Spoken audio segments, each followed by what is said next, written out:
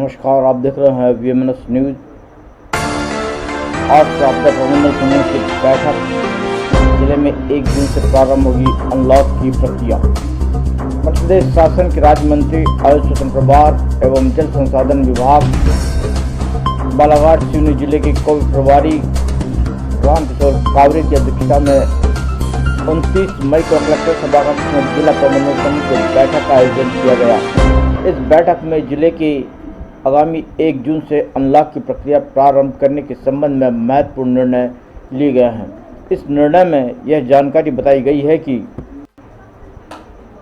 1 जून से 15 जून तक अनलॉक प्रक्रिया जिले में प्रारंभ होगी और इसके अच्छे परिणाम देखे जाने पर यह अनलॉक की प्रक्रिया को और आगे बढ़ाया जाएगा। अनलॉक के दौरान वही नियम रहेंगे, परंतु यातायात व्यवस्था सुचारू रूप से रहेगी। वैक्सीनेशन के टीके समय पर लगेंगे। बाजार हाट शाम के 7 बजे तक ही खुले रहेंगे। वर्तमान में कोविड संक्रमित मरीजों की संख्या लगातार कम हो रही है। ऐसे ही कोरोना की चैन टूटने पर मरीजों की संख्या लगातार कम होगी।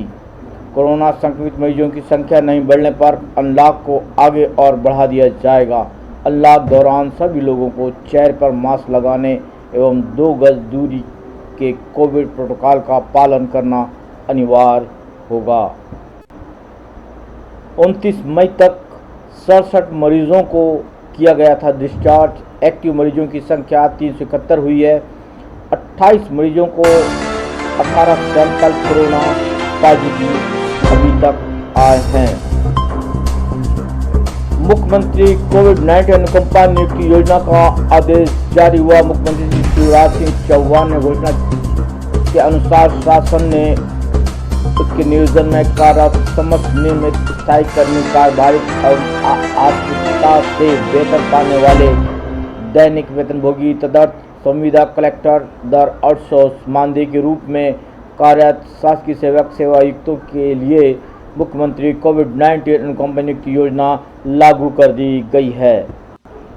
कोविड काल के दौरान सेवायुक्तों की कोविड संक्रमण से मृत्यु होने पर उनके परिवार के मात्र एक सदस्य को योजना में विहित प्रावधान के अनुसार उसी प्रकार के नियोजन में अनुकंपा नियुक्ति दी जाएगी जिसमें मृत सेवक नियोजित था। इस पात्रता की कुछ शर्तें इस प्रकार बताई गई हैं कि मृतक सेवायुक्त मान्य चिकित्सीय जांच में कोविड-19 पॉजिटिव पाया गया हो तथा उसकी मृत्यु उपचार के दौरान हुई हो अथवा स्वस्थ होने के बाद पॉजिटिव होने के 60 दिन के भीतर किसी भी बीमारी से मृत्यु हो गई हो। मृत्यु की तिथि पर वह शासन के नियोजन शासकीय कार्य में कार्यरत हो। मृतक सेवायुक्त शासकीय कार्य में पूर्णकालिक रूप से नियोजित होना चाहिए। योजना में अनुकंपा नियुक्ति के लिए परिवार के सदस्य की पात्रता का निर्धारण समान प्रशासन विभाग के परिपत्र 29 सितंबर 2014 की कंडिका 2 के अनुसार होगा। मृतक शासकीय सेवक सेवायुक्त के पात्र आश्रितों को अनुकंपा नियुक्ति देने में आयुक्त का प्रबंधन नहीं होगा। दिवंगत शासकीय सेवक सेवायुक्त के परिवार का कोई भी सदस्य यदि पूर्व से शासकीय सेवा अथवा निगम मंडल परिषद आयोग आदि में नियमित सेवा में नियोजित हो तो वह अनुकंपा नियुक्ति के लिए अपात्र होगा। यदि किसी शासकीय सेवक सेवा मुक्त की मृत्यु अधिवार्षिक की आयु पूर्ण करने के बाद सेवावृद्धि पुनर्नियुक्ति संविदा नियुक्ति के दौरान होती है तो अनुकंपा नियुक्ति के लिए अपात्र होगा। जिन परिवार को मुख्यमंत्री कोरोना योद्धा योजना के अंतर्गत 50 लाख रुपए प्राप्त करने की पात्रता है उन्हें इस योजना का भी लाभ नहीं दिया जाएगा।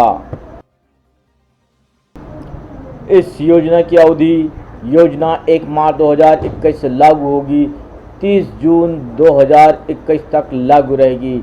अगर सेवायुक्त योजनावधि में कोविड-19 पॉजिटिव था, लेकिन उसकी मृत्यु योजनावधि समाप्त होने के पश्चात, परंतु कोविड-19 पॉजिटिव होने के 7 दिन के भीतर हो जाती है, तब भी अनुकंपा नियुक्ति की पात्रता होगी।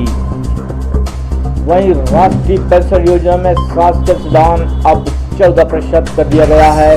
राज्य शासन द्वारा राष्ट्रीय पेंशन योजना में स्वास्थ्य अंशदान 10% को बढ़ाकर 14% कर दिया गया है। उप सचिव वित्त श्री अखिल कुमार वर्मा ने जानकारी दी कि राष्ट्रीय पेंशन योजना में अब कर्मचारियों का मासिक अंशदान वेतन और महंगाई भत्ते का 10% होगा तथा राज्य शासन का मासिक अंशदान महंगाई भत्ते और वेतन का 14% होगा। यह प्रावधान 1 अप्रैल 2021 से लागू किया गया है। राष्ट्रीय पेंशन योजना 1 जनवरी 2005 या उसके बाद नियुक्त शासकीय सेवकों के लिए लागू कर दी गई है, परंतु कोविड-19 पॉजिटिव होने के 60 दिन के भीतर हो जाती है, तब भी अनुकंपा नियुक्ति की पात्रता होगी। वहीं राष्ट्रीय पेंशन योजना में स्वास्थ्य अंशदान अब 14% कर दिया गया है। राज्य शासन द्वारा राष्ट्रीय पेंशन योजना में स्वास्थ्य अंशदान 10% को बढ़ाकर 14% कर दिया गया है। उप सचिव वित्त श्री अखिल कुमार वर्मा ने जानकारी दी कि राष्ट्रीय पेंशन योजना में अब कर्मचारियों का मासिक अंशदान वेतन और महंगाई भत्ते का 10% होगा तथा राज्य शासन का मासिक अंशदान महंगाई भत्ते और वेतन का 14% होगा। यह प्रावधान 1 अप्रैल 2021 से लागू किया गया है।